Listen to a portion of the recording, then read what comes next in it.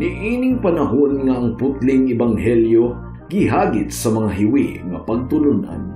Kinahanglan mo barog ang mga tinunan ni Kristo sa pagpakigbisog sa paglaban sa pagtuo nga makausa ug alang sa tanang panahon gihatag sa Dios ngadto sa iyang katawhan. Maoy hinungdan nga namugna kining tulumanon ang putling ebanghelyo. 30 minutos nga pagsabwag sa tinuod nga ebanghelyo kauban ni Pastor Jeremias Hangad. Ang putling ebanghelyo tulumanon nga gihatod kaninyo sa Unidos Community Bible Fellowship sa Unidos Plaridel, Misamis Occidental. Ang putling ebanghelyo, ang putling ebanghelyo, ang putling ebanghelyo.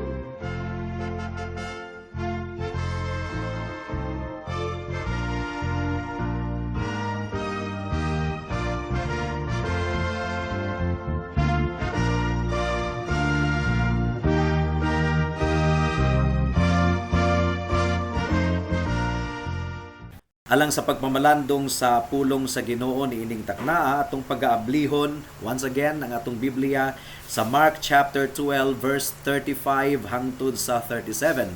Apan sa dili pa akong gigreet ang akong igsuon nga si Dulce og advanced happy birthday karong May 5 mga kaigsuonan. Ug akong gipaabot usab ang pagpanimbaya sa akong 93 years old nga lolo nga si Isabelo Laure Sr. Mark chapter 12 verse 35 to 37.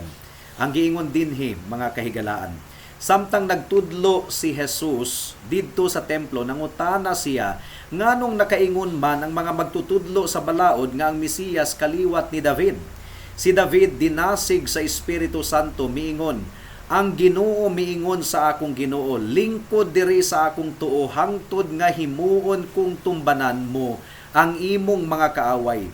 Si David mismo mitawag kaniya Ginoo. Busa unsaon man pagkahimo sa Mesiyas nga kaliwat ni David, ang dakong panon sa mga tawo madasigon nga namati kang Jesus. May the Lord bless the meditation of His Word.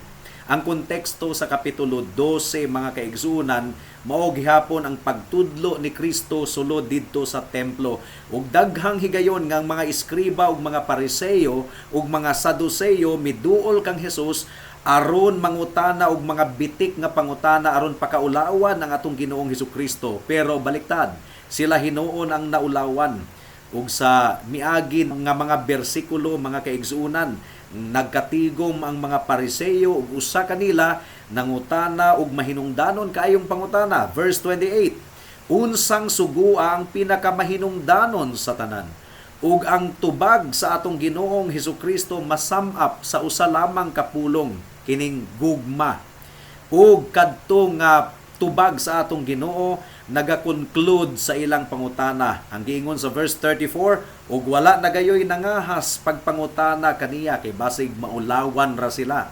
Now, they ended their questions, pero ang atong Ginoo nagtudlo gihapon kanila. Sa verse 34, gidayeg ni Kristo ang maong eskriba, sumala sa atong nakatuna ni adtong miaging simana, giingon ni Jesus nga dili kuno siya halayo sa gingharian sa Dios. Gumikan kay nasabtan sa maong eskriba ang pagkamahinungdanon sa gugma kung sundo nato ang balaod sa Dios. Kaya ang mga eskriba ug Pariseo misunod lamang sa balaod sa Dios sa panggawas, pero ang ilang kasing-kasing walay gugma, tigpakaaron ingnon og puno og pagdumot. Well, dunay panabot kadtong maong eskribaha nganong gidayeg siya ni Kristo. Pero ang iyang panabot dili pa kadtuigo mga kaigsuonan. Moganing miingon si Jesus nga haduol lamang siya sa gingharian. Wala pa gayon siya makasulod. Gumikan kay wala pa niya masabti kung kinsa gayon ang atong Ginoong Hesukristo. Ang giingon ni Kristo, unsa may iniyong ikasulti mahitungod sa Kristo. Mark chapter 12 verse 35, samtang nagtudlo si Jesus dito sa templo nangutana siya, nganong nakaingon man ang mga magtutudlo sa balaod nga ang Mesiyas kaliwat ni David. Kung atong basahon ang Matthew chapter 22 verse 41 to 42, Sa nagkatigom na ang mga Pariseo, nangutana si Jesus kanila, unsa may inyong hunahuna mahitungod sa Mesiyas? Kang kinsa man siyang kaliwat, sila mitubag kang David.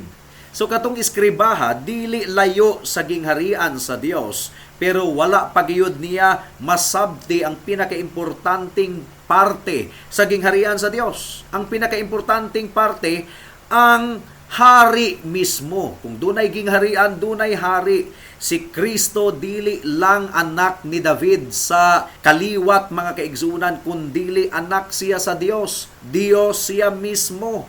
Mugani nga nangutana si Kristo kanila, unsay inyong ikasulti mahitungod sa Kristo? Nganong nakaingon man ang mga magtutudlo sa balaod nga ang Mesiyas kaliwat ni David? Gi-expose ni Kristo ang sipiyat nga pagsabot sa mga Pariseo ug mga iskriba. Kung si Kristo anak lang ni David sa unod, kaliwat lamang ni David, nganong gitawag man ni David ang Mesiyas ingon nga Ginoo? So natuk-an ang mga Pariseo, wa gyud nila matubag si Kristo, na expose ang ilang ignorance, mao nga galagot sila ni Kristo, nasuko gayod kayo sila. Gumikan kay gi-expose ni Kristo ang ilang ignorance atubangan sa daghang mga tawo. Mao nga ang verse 37, mitapos sa pag-ingon ang dakong panon sa mga tawo, madasigon nga namati kang Hesus. Gumikan kay gi-expose ni Kristo ang tigpakaaring ingnon nga mga Pariseo ug nalipay ang mga tawo, gumikan kay giplastikan usab sila sa mga Pariseo. Bisag asa si Kristo muadto, daghan kaayong mga tawo nga musunod kaniya aron mamati kaniya. And remember, niining taknaa mga kaigsuunan, pangilin kadto sa pagsaylo, daghan kaayong mga tawo, baga kayo nga atua sa Jerusalem. At that time, og kadtong mga tawhana nag-enjoy kunuhay sa pagpamati sa atong Ginoong Hesukristo. Mo kinigingon sa verse 37, pero makatingala gayud kaayo, gumikan kay 3 days after, usa sila sa miingon nga ilansang si Kristo dito sa cross sa Kalbaryo. Ga-enjoy kunuhay sila. Aduna sila'y kadasig nga maminaw sa wali ni Kristo, pero 3 days after, nagsinggit na usab sila nga ilansang si Kristo dito sa cross. Well, dili na kini ikakurat.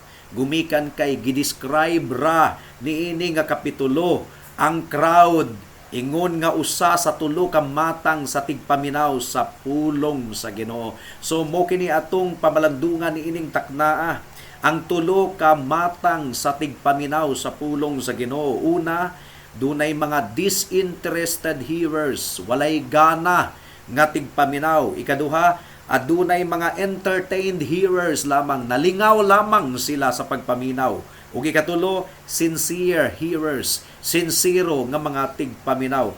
And may the Lord bless the proclamation of His word at this moment. Muadto na kita sa unang punto, disinterested hearers. Adunay mga matang sa tigpaminaw nga wala gayoy gana sa pulong sa Ginoo. Ilang gisalikway dayon ang pulong sa Ginoo. Galikay sila sa pulong sa Ginoo. Gisulti kini ni Pablo sa unang Korinto kapitulo 1 bersikulo 18. Ang giingon dinhi, kay ang mensahe mahitungod sa kamatayon ni Kristo didto sa cross binuang alang ni adtong nangalaglag. Apan kanatong giluwas gahom kini sa Dios. Mo kini ang nag-describe or mo kini ang description sa mga iskriba ug Pariseo. Gadumot sila ni Kristo ug sa iyang pulong. Gusto nilang pakgangon ug patyon dayon ang atong Ginoong Hesukristo ug ang iyang pulong. Ug mausab kini ang description sa daghang mga tawo sa atong kapanahunan karon. Daghang mga tawo nga dili gayud ganahan nga makadungog sa kamatuoran. Ilang gisalikway ang claim sa Ginoo sa ilang kinabuhi. Kung sila unta ang pabuton, gusto nilang papason ang Ginoo sa ilang kinabuhi. Gusto nilang papason ang sugo sa Ginoo sa ilang kinabuhi. Apan dili nila kini mahimo. Pero adunay mga tawo nga wala lang gyud gana maminaw sa pulong sa Ginoo. Dili man pud sila mo salikway, di man pud sila mo balibad sa pulong sa Ginoo. Musimba man pud kunuhay sila kada Domingo, mga kaigsuunan, mga kahigalaan, pero sa sulod sa simbahan gaduka katulgon, ug ang uban natulog gayod during sermon. Ug kung wala man sila gaduka ug wala man sila natulog, ang ilang huna-huna galatagaw.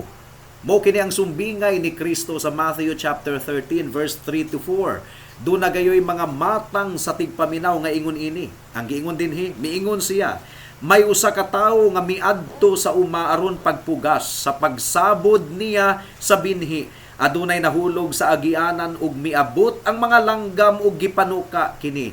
Ug gipasabot ni Kristo ang meaning niini nga bahin. Ang giingon dinhi, busa pamati kamo ug sabta ninyo ang kahulugan sa sambingay mahitungod sa magpupugas. Kadtong nakadungog sa mensahe mahitungod sa gingharian. Apan wala makasabot niini adtuon sa yawa ug sakmiton gikan kaniya ang mga binhi nga napugas diha sa iyang kasing-kasing. Sama niini ang binhi nga nahulog didto sa agianan. So, mo kadto ang mga disinterested hearers, mibalibad, walay gana. Pero ikaduhang matang sa tigpaminaw, kining mga entertained hearers lamang. Nalingaw lamang sila mga kaigsuunan nga namati sa magwalali. Dunay mga baggang mga tawo nga nag-enjoy sa pagwali in some cases. Ang mga mini nga magwalali ang ilang gikalingawan. Kaya ang mga magwalali nga mga mini, ang sugilanon lamang sa ilang kinabuhi, ang ilang giwali, mga istorya, mga sugilanon, mga kaigsuunan, gipalayan ni Pablo kana nga mga magwalali. 1 Corinthians chapter 2 verse 1 to 5. Ang giingon ni Pablo, mga igsuon sa akong pag-anha aron pagwali sa tinagong kamatuoran gikan sa Dios, wala ako maggamit og lawom o maalamong mga pulong. Nakahukom ako nga kalimtan ang tanang butang gawas kang Kristo Jesus ug ang iyang kamatayon sa krus.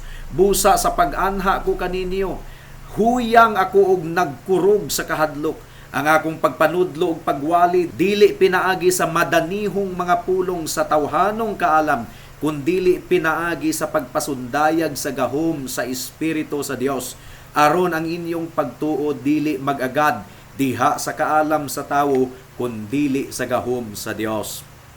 Ikaduhang Korinto kapitulo 4 bersikulo 2. Ang gingon ni Pablo, gisalikway namo ang tanang tinago ug makauulaw mga buhat. Wala kami manlimbong o magtuis sa pulong sa Dios. Nagkinabuhi kami diha sa kahayag sa kamatuoran, atubangan sa Dios ug among gipaningkamutan nga ang mga tawo walay ikasaway kanamo. Nagwarning si Pablo nga doon na gayoy mga tao nga gusto nila ang mga magwawali, nga gagitik-gitik lamang sa ilang mga igdulungog. Ikaduhang Timoteo kapitulo 4 bersikulo 1 hangtod sa 4. Sa atubangan sa Dios ug ni Kristo Jesus nga maoy maghukom sa tanang tawo, buhi o patay. Tungod kay mobalik man siya aron paghari, awhagon ko ikaw. Pagkugi kanunay sa pagwali sa mensahe sa tanang panahon gayod, daniha, badlunga, dasiga ug tudloi uban sa pagpailob ang mga tawo. Moabot ang panahon nga ang mga tawo dili na mamati sa matuod nga pagtulunan.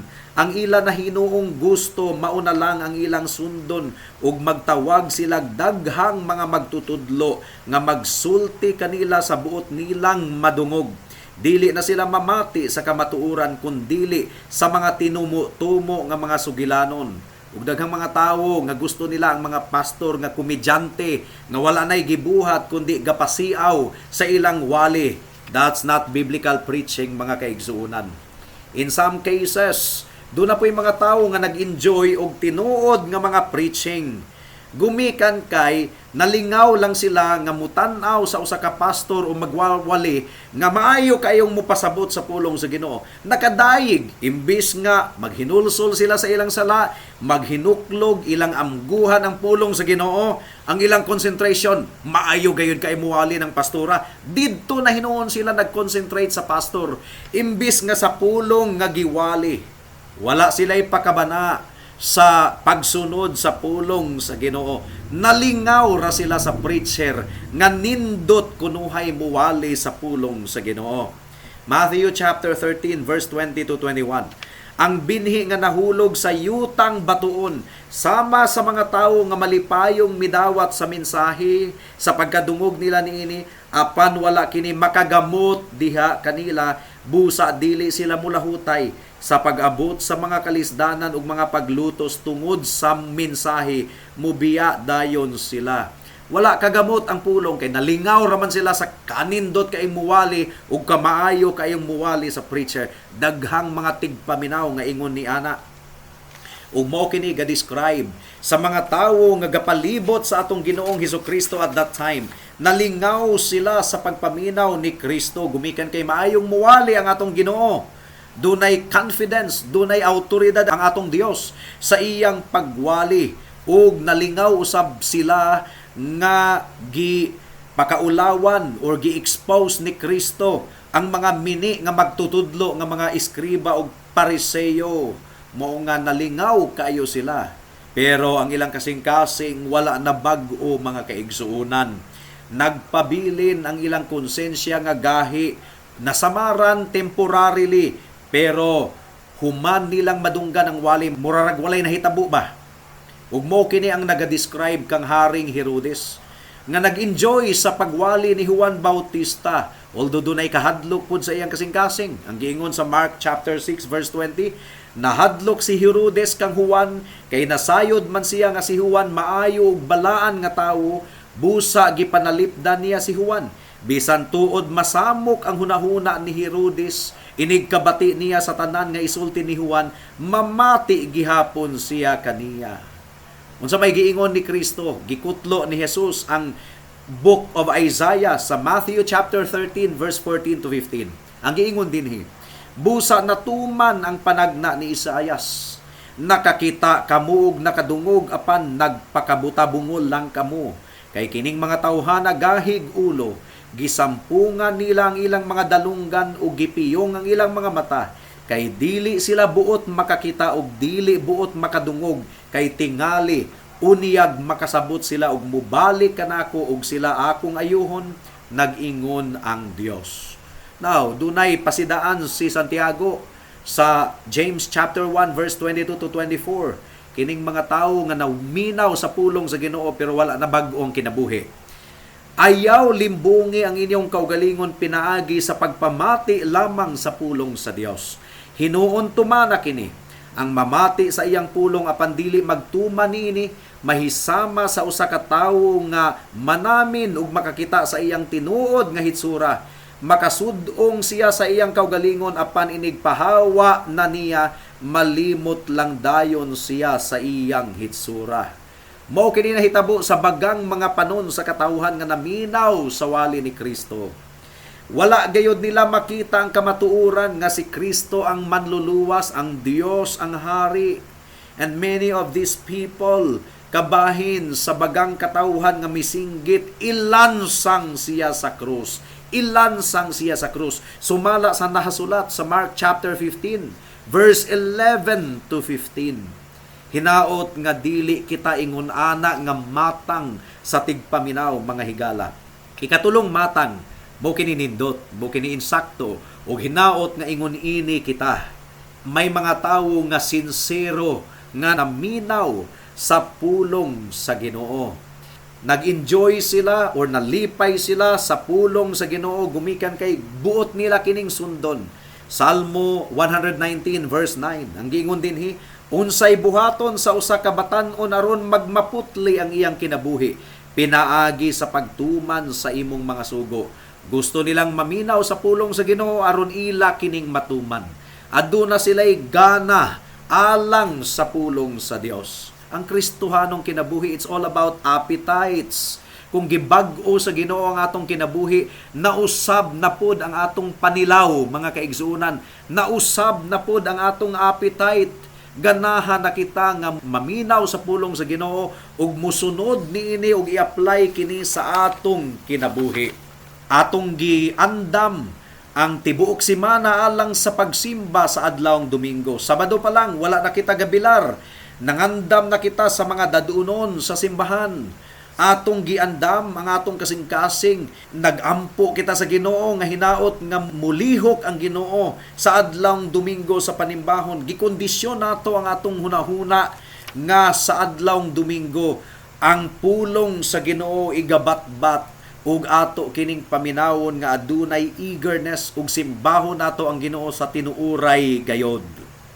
Now, kinahanglan nga atong ilhon nga pulong sa Ginoo kining atong gipaminaw. It is God's word. Kung kita maminaw sa pulong sa Ginoo, paminawon nato kini ingon nga pulong sa usa ka hari nga kita mo paubos ug motamod niini. Unang Tesalonica kapitulo 2 bersikulo 13 ang giingon dinhi, ug gipasalamatan usab namo kanunay ang Dios kaysa dihang giwali namo kaninyo ang iyang mensahe, namati kamo ug gidawat ninyo kini dili ingon nga iya sa tawo kundi iya gayod sa Dios, kay ang Dios naglihok diha kaninyong mga magtotoo. Kinahanglang musulod kita sa panimbahon sa Dios nga adunay espiritu sa pagtamod ug pagtahod ug atong giandam ang atong kasing-kasing sa pagpakigtagbo kaniya. Atong giandam ang atong kasing-kasing sa pagpakigtagbo sa Dios, mga kaigsuonan, diha sa pagsimba ug pagpamati sa iyang pulong. Dili ta magbilar sa adlawng Sabado, mupahulay kita og insakto aron dili kita magduka sa simbahan sa adlawng Domingo, aron makapamati kita sa pulong sa Ginoo ug tarong. Hinaot nga mahimo kitang sama sa mga Bereano. Sumala sa Acts chapter 17 verse 11 nga nagingon, mas bukas ang panghunahuna sa mga tawo didto kaysa mga taga Tesalonica. Madasigon kaayo silang namati sa maayong balita ug nagtuon sila sa kasulatan matag adlaw aron pagtino kung tinuod bagayod kining mga butanga. So you see, dili sila passive listener, aktibo sila nga naminaw ug nagsusi sa balaang kasulatan. So kinahanglan do na kitay attitude nga mapainobsanon ug andam nga mopasakop sa pulong sa Dios kung maminaw kita sa pulong sa Dios. James chapter 1 verse 21 to 25 ang giingon dinhi, busa isalikway ninyo ang tanang ngilad nga batasan ug daotang mga buhat ug dawata nga mapaubsanon ang pulong nga gitisok sa Dios diha sa inyong kasing-kasing, kay makaluwas kini kaninyo. Ayaw limbungi ang inyong kaugalingon pinaagi sa pagpamati lamang sa pulong sa Dios, hinuon tumana kini. Ang mamati sa iyang pulong apan dili magtuman niini mahisama sa usa ka tawo nga manamin ug makakita sa iyang tinuod nga hitsura. Makasudong siya sa iyang kaugalingon, apan inigpahawa na niya malimot lang dayon sa iyang hitsura. Apan ang tawo nga magsusi pag-ayo sa hingpit nga kasuguan nga naghatag og kagawasan sa mga tawo ug magpadayon sa pagtamod niini, panalanginan sa Dios ang iyang buhaton kay dili man siya kutobra diha sa pagpamati. Ug hinaot nga ingon ini kita nga matang sa tigpaminaw sa pulong sa Ginoo. Sa mga kahigalaan nato nga wala pa kang Kristo, dili kamo makarelate. Karon ang pulong sa Ginoo alang kaninyo makaduka, makapabilar, makapawalay gana, pero adunay warning ang Biblia, mga kaigsuunan. 1 Corinthians 16:22, dili kini natago sa kahibalo sa atong Ginoo. Ang giingon sa 1 Corinthians 16:22, ang wala na higugma sa Ginoo pagatungluhon gayod. Nasayod ang Ginoo nga imong kasing-kasing, wala gayoy pagtibok alang kaniya. Nasayod ang Ginoo nga imong kasing-kasing, wala gayoy gana alang sa iyang pulong. Nasayod ang Ginoo nga galikay-likay ka sa pulong sa Ginoo, pagpamatuod nga wala ka nahigugma sa Dios. Ug ang Biblia nagaingon ang wala nahigugma sa Ginoo pagatungluhon. Nganong wala man kay gugma sa Ginoo? Gumikan kay ang imong kasing-kasing nahigugma sa sala, gumikan kay ulipon sa sala. Ang good news, mga kaigsuunan, adunay gahom si Kristo nga hatagan ikaw sa kagawasan. Ang bad news, wala kay mahimo aron pag-usab sa imong kasing-kasing. Apan ang good news, mianhi si Kristo aron pagluwas sa mga makasasala nga susama nimo ug susama kanako. Iyang gisunod ang tibuok balaod sa Dios alang sa mga makasasala nga susama kanato aron ang musalig kaniya pagasuluban sa iyang pagkamatarong. Ug giula ni Kristo ang iyang dugo alang sa pagpapas sa atong sala, gumikan kay ang bayad sa sala mao ang kamatayon, ug kung walay pag-aga sa dugo walay kapasayloan sa sala. Giula ni Kristo ang iyang dugo, natapos na mga kaigsuunan, ug ang kaluwasan nga gitanyag ni Kristo dili lamang kaluwasan sa impyerno kundi kaluwasan gikan sa pagkaulipon sa sala. Dangop kang Kristo higala karuna, kay basin ug ugma ulahin na ang tanan. Magampo kita. Salamat o Dios sa mensahe nimo niining taknaa. Among gipangayo ang bunga niini. Among gipangayo nga nakita sa matag usang iyang panginahanglanon sa bag-ong kasing-kasing. Kasing-kasing nga adunay pagtibok alang kanimo o Dios. Ug hinaot nga magbunga kini ug maghatag kini og kahasol sa mga katawhan hangtod nga makabaton sila og kalinaw diha kang Kristo. This we pray in Jesus' name. Amen.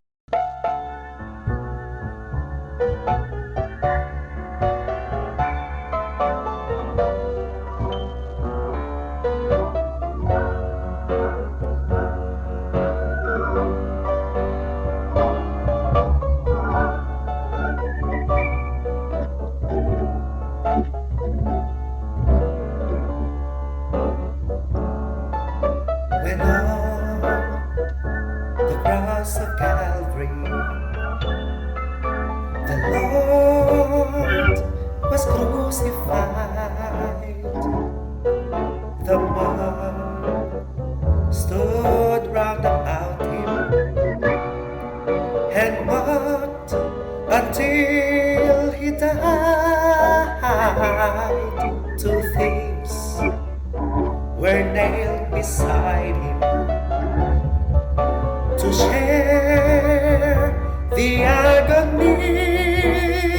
Oh, but one of them cried out to him, "Oh Lord, remember me." Oh, will the Lord remember me when I am called to go, when I have crossed death's chilly sea? Will He His love there show? Oh yes, He heard my feeble cries, from bondage set me free. Oh, and when I reach the pearly gates, He will remember me. Oh, what a shame to kill Him there on the rugged cross, but such a death was needed to rescue all the lost. His blood was made a ransom to set the captives free. Oh, I know that I'm included, and He will remember me. Oh, will the Lord remember me when I am called to go, when I have crossed death's chilly sea? Will He His love there show? Oh yes, He heard my feeble cries, from bondage set me free. Oh, and when I reach the pearly gates, He will remember